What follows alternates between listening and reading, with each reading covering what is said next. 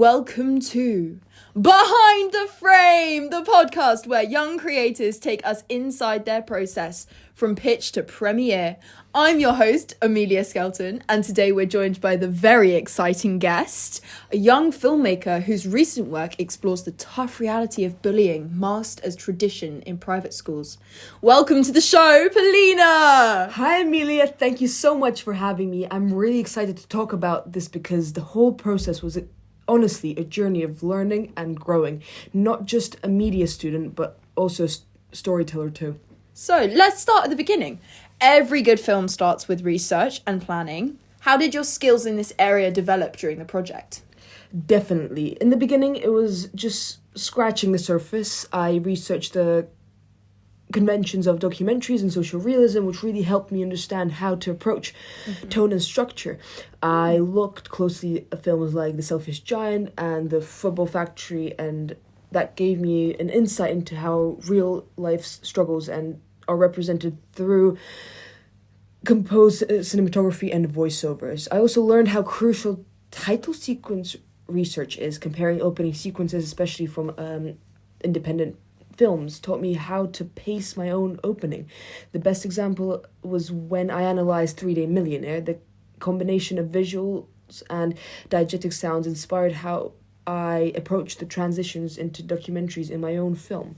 My storyboard, shortlist, and test shoot reviewed how showing the shifts at first, they were quite rough, but as I revised them, I became more confident in planning shots that had both technical and narrative skills. By the time we reached the real shoot, I wasn't just planning visually, I was planning emotions. Wow, that sounds like such a detailed process already.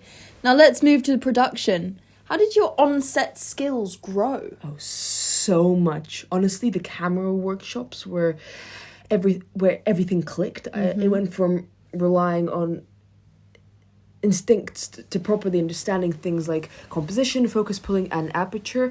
I stopped using handheld shots because I realized that controlled framing could build tension in a more suitable way. During our dialogue test, I realized how important blocking the eye line are. Even though my final piece didn't use live dialogue, this test helped me direct actors and give them better emotional cues. It was super important when filming bullying scenes. They needed to feel choreographed and still real. By the time we reached shoot day, I felt more like a director. I had a vision and I could communicate it. My test shoot had taught me that what not to do, and I wasn't afraid of reframing or reshoots if something didn't feel right. I was also quicker with technical adjustments, framing, lights, even last-minute tweaks to set design. Wow, that is a mouthful. And finally, editing. Where did you start and how did your skills evolve through the process? Post-production was probably where I grew the most. At first, it was just trimming clips in Premiere Pro, but the editing workshop taught me how to actually tell a story in editing, pacing, rhythm, cutting to the beat of the voiceover. Then came alive part 1 of the final cut, where I used slow transition and cuts to build emotion. I also learned how to use silence. See what I just did? Silence. Oh, yeah, funny. That was something I took from Civil War by A24, how empty sound can be just as powerful. In part 2 of the editing, I layered ambient sound and Foley sound to make scenes feel more immersed.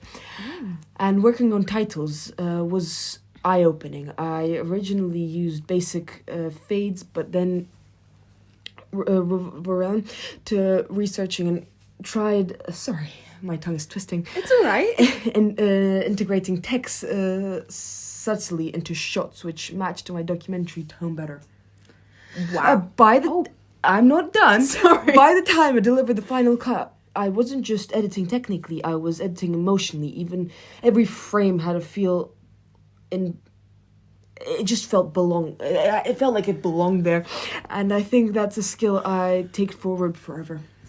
Wow, okay, Polina. So If you were to look back, is there anything you think you could have done maybe differently? Yeah, definitely. I think I could have experimented more with camera movement, maybe used track shots to compare the stillnesses, and wish I had more time to fine-tune the sound mix, especially with overlapping voices and to enhance the documentary style. But honestly, the growth sorry, the growth from the start to finish, something I'm proud of. I started off as someone who just loved stories. Now I feel like I have the tools to tell them properly.